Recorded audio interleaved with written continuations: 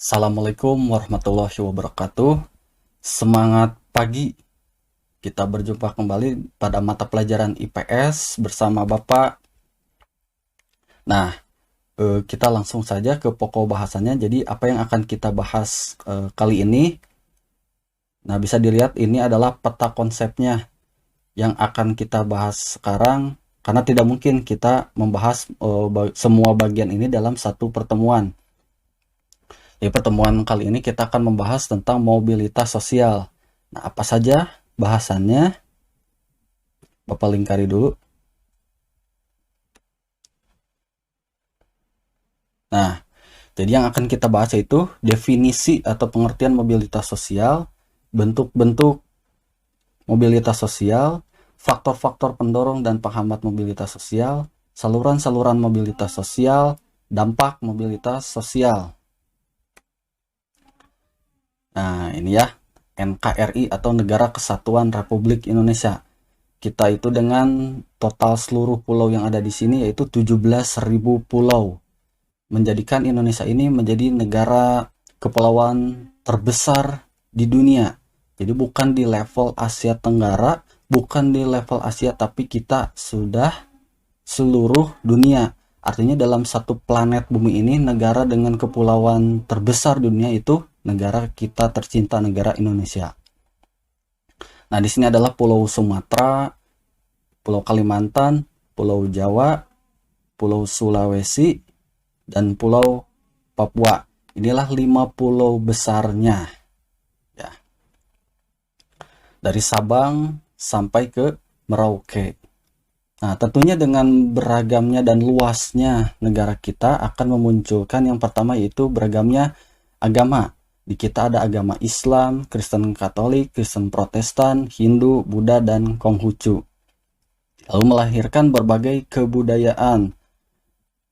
Perlu diketahui bahwa kita itu memiliki 1340 suku bangsa. Jadi sangat-sangat banyak sekali. 1340 suku bangsa. Lalu kegiatan ekonominya yang sangat beragam. Ada yang bergerak di bidang nelayan, pertanian, industri, maupun jasa dan lain-lainnya. Lalu keragaman profesi atau pekerjaan seperti guru dan dokter. Dengan bekal seperti ini tentunya menjadikan keunggulan bagi bangsa kita Indonesia. Tapi harus ingat juga dengan beragamnya dan perbedaan ini maka akan memunculkan atau rentannya negara kita terhadap konflik.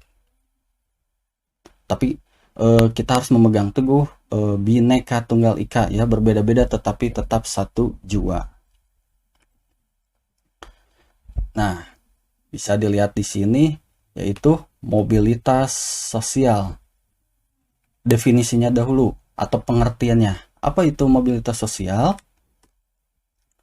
Mobilitas berasal dari bahasa Latin yaitu mobilis, yang berarti mudah dipindahkan atau banyak bergerak dari satu tempat ke tempat yang lain. Kata sosial pada istilah tersebut mengandung makna seseorang atau sekelompok warga dalam kelompok sosial. Jadi, apa itu mobilitas sosial? Lebih lengkapnya adalah mobilitas sosial adalah perpindahan posisi seseorang atau sekelompok orang dari lapisan yang satu ke lapisan yang lain, baik menjadi lebih tinggi maupun menjadi lebih rendah dari sebelumnya atau hanya berpindah peran tanpa mengalami perubahan kedudukan. Jadi intinya dari satu lapisan ke lapisan yang lainnya, bisa menjadi lebih tinggi atau menjadi lebih rendah. Bentuk-bentuk mobilitas sosial. Yang A dulu, mobilitas vertikal. Kalau kita gambarkan vertikal itu seperti ini. Bisa dari atas ke bawah atau dari bawah ke atas. Jadi bentuknya seperti itu. Nah, yang pertama itu adalah mobilitas vertikal ke atas atau social climbing. Social climbing adalah mobilitas yang terjadi karena adanya peningkatan status atau kedudukan seseorang atau naiknya orang-orang berstatus sosial rendah. Ini ya, rendah ke status sosial yang lebih tinggi. Jadi dari rendah ke level yang tinggi. Jadi dari bawah ke atas. Contohnya, nah ini gambar Bapak sendiri, Pak akan bacakan. Pak Edgar adalah seorang guru di salah satu sekolah di Provinsi Jawa Barat. Sebagai guru IPS, Pak Edgar menjalankan tugas dengan baik. Bukan hanya mengajar saja, Pak Edgar juga melaksanakan administrasi dengan penuh tanggung jawab. Berbagai kegiatan sekolah yang menjadi tanggung jawabnya dilaksanakan dengan baik. Karena berbagai prestasinya, Pak Edgar diangkat menjadi kepala sekolah. Dari guru IPS menjadi kepala sekolah. Ya. Lalu yang kedua, mobilitas vertikal ke bawah, social sinking. Social sinking merupakan proses penurunan status atau kedudukan seseorang dari atas ke bawah. Kalau yang tadi dari bawah ke atas, sekarang dari atas ke bawah. Jadi dari atas ke bawah. Contohnya, nah itu ya, dari yang asalnya memiliki usaha perkebunan teh di beberapa tempat di Jawa Barat, sekarang menjadi pengusaha kecil. Pengusaha kecil yakni menjadi agen penjualan teh. Jadi dari yang tadinya pengusaha perkebunan teh di beberapa tempat di Jawa Barat, sekarang menjadi pengusaha kecil, yakni menjadi agen penjualan teh. Itu yang mobilitas vertikal. Sekarang yang B, mobilitas horizontal. Yang Bapak garis bawahi, yang sederajat. Pada mobilitas horizontal tidak terjadi perubahan dalam derajat kedudukan seseorang. Beda dengan yang tadi, mobilitas vertikal bisa ke atas, dari atas ke bawah atau dari bawah ke atas. Kalau kita gambarkan horizontal itu seperti ini. Ya. Jadi kedudukannya sama, hanya berpindah tempat saja dengan kedudukan sama. Untuk lebih jelasnya ada contohnya. Pindah sebagai kepala sekolah di Jawa Timur,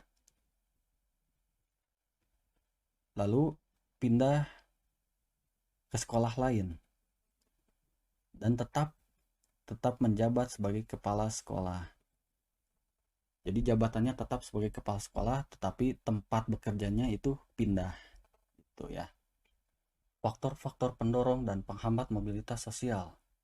Akan Bapak bacakan faktor pendorong. Ada faktor struktural, faktor individu, faktor sosial, faktor ekonomi, faktor politik, dan kemudahan dalam akses pendidikan. Sementara faktor penghambatnya yaitu kemiskinan dan diskriminasi. Faktor individu. Setiap individu memiliki perbedaan dalam hal sikap, pengetahuan, dan keterampilan. Ketiga aspek inilah yang mempengaruhi faktor individu itu sendiri.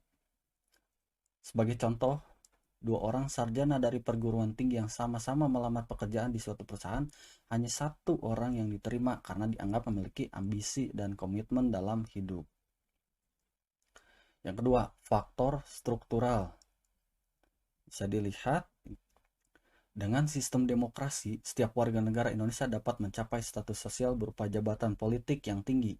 Kedudukan yang tinggi bukan lagi didasarkan pada keturunan, seperti kerajaan zaman dahulu, yaitu kita akan menjadi jabatan yang tinggi karena keturunan. Tapi kalau sekarang semua golongan masyarakat itu bisa menjadi presiden, siapapun bisa menjadi presiden asalkan dipercaya oleh orang lain atau masyarakat itu sendiri. Lalu faktor sosial.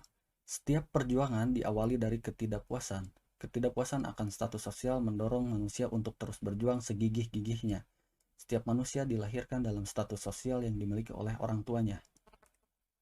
Faktor ekonomi. Masyarakat yang kondisi ekonominya baik cenderung lebih mudah melakukan mobilitas sosial.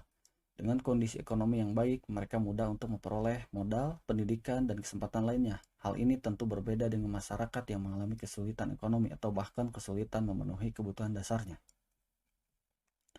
Faktor politik. Bisa dilihat, kondisi negara yang aman dan damai berbeda pada tahun 1945 sampai 1950. Situasi politik masa penjajahan yang membuat pemerintah lebih sibuk mengurus keamanan negara daripada meningkatkan perekonomian. Hal ini jelas memengaruhi mobilitas sosial warga negara. kemudahan dalam akses pendidikan. Kalau zaman dulu, pada saat masa penjajahan Belanda, jumlah buta huruf di Indonesia ini sangat tinggi. Hanya kalangan tertentu saja yang dapat memperoleh pendidikan. Kini sekarang semua orang mendapatkan hak yang sama dan belajar dapat di mana saja berkat tersedianya akses internet. Faktor penghambat. Yang pertama yaitu kemiskinan. Salah satu penyebab kemiskinan adalah pendidikan yang rendah. Masyarakat yang berpendidikan rendah berpengaruh terhadap kualitas sumber daya manusia. Akibatnya, tingkat kemudahan untuk mendapatkan pekerjaan ini sangat terbatas. Lalu, diskriminasi. Apa itu diskriminasi? Yaitu pembedaan perlakuan karena alasan perbedaan bangsa, suku, ras, agama, maupun golongan. Contohnya, pada masa penjajahan, masyarakat Indonesia disediakan sekolah yang kualitasnya berbeda dengan sekolah-sekolah untuk orang-orang Eropa. Jadi dibedakan antara sekolah orang Indonesia dengan sekolah untuk orang-orang Eropa. Saluran mobilitas sosial. Nah, inilah bagaimana caranya dari lapisan yang satu ke lapisan yang lain masyarakat bisa berubah. Bagaimana caranya? Yaitu melalui pendidikan, organisasi politik, organisasi ekonomi, dan organisasi profesi. Yang pertama yang paling sangat-sangat penting yaitu pendidikan. Karena kemajuan suatu bangsa bermula dari pendidikan yang baik. Nah, pendidikan memberikan kesempatan pada setiap orang untuk mendapatkan kedudukan yang lebih tinggi. Contohnya, seorang anak dari keluarga yang kurang mampu mengenyam sekolah sampai jenjang perguruan tinggi. Setelah lulus, ia memiliki pengetahuan dagang dan menggunakan pengetahuannya itu untuk berusaha. Setelah ia berhasil menjadi pedagang, secara otomatis status sosialnya juga akan meningkat. Lalu organisasi politik. Kalau kita lihat di sini, pasti kalian sudah mengenali partai-partai yang ada di gambar ini.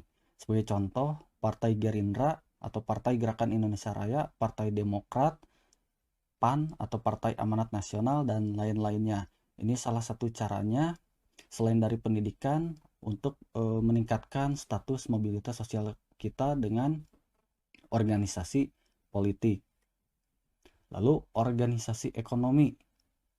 Nah, organisasi ekonomi itu antara lain koperasi dan badan usaha, termasuk koperasi di sekolah juga untuk menyejahterakan anggotanya. Koperasi sekolah ini tentu akan mengutamakan pelayanan terhadap para peserta didik, demikian juga halnya dengan koperasi pasar, petani, nelayan, dan sebagainya. Melalui organisasi koperasi, kesejahteraan anggota dapat diperjuangkan. Lalu organisasi profesi. Yang pertama itu ada PGRI, atau singkatan dari Persatuan Guru Republik Indonesia. Lalu ada IDI, Ikatan Dokter Indonesia, dan HIPMI, Himpunan Pengusaha Muda Indonesia. Itu kita dampak mobilitas sosial positif terlebih dahulu. Bisa dilihat di sini, Bapak Perbesar. Yang pertama itu mendorong seseorang untuk lebih maju.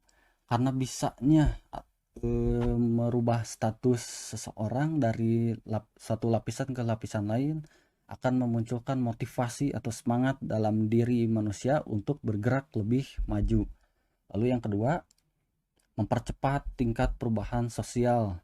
Nah, bisa kita lihat faktanya di masyarakat sekarang perubahan sosial itu cepat terjadi dari sosial A ke sosial B karena era modernisasi sekarang sudah terlihat nyata. Lalu yang ketiga yaitu meningkatkan integrasi sosial. Karena berubahnya sosial penduduk misalkan contohnya di penduduk A dan penduduk B, maka akan terjadi adaptasi penduduk A ke penduduk B. Begitupun dari penduduk B ke penduduk A, adanya adaptasi maka akan memunculkan integrasi sosial. Tidak hanya dampak mobilitas sosial positifnya saja, sekarang kita akan ke dampak mobilitas sosial negatif. Dampak negatifnya ada dua, yaitu terjadinya konflik dan gangguan psikologis. Tentunya dengan semangat masyarakat untuk merubah status sosialnya ke yang lebih baik, maka akan terjadinya persaingan dari masyarakat yang satu ke masyarakat yang lain, ataupun dari penduduk A ke penduduk B, maka akan terjadinya konflik. Lalu yang terakhir itu gangguan psikologis. Sebagai contoh, setelah kita memiliki jabatan yang tinggi, lalu kita akan tergantikan posisi kita oleh orang lain, baik itu karena masa pensiun ataupun karena hal-hal yang lainnya. Jika tidak menerima dengan baik, maka itu akan mempengaruhi psikologis kita atau kejiwaan kita. Maka kita harus menerima keadaan itu. Oke, semoga bermanfaat materi dari Bapak.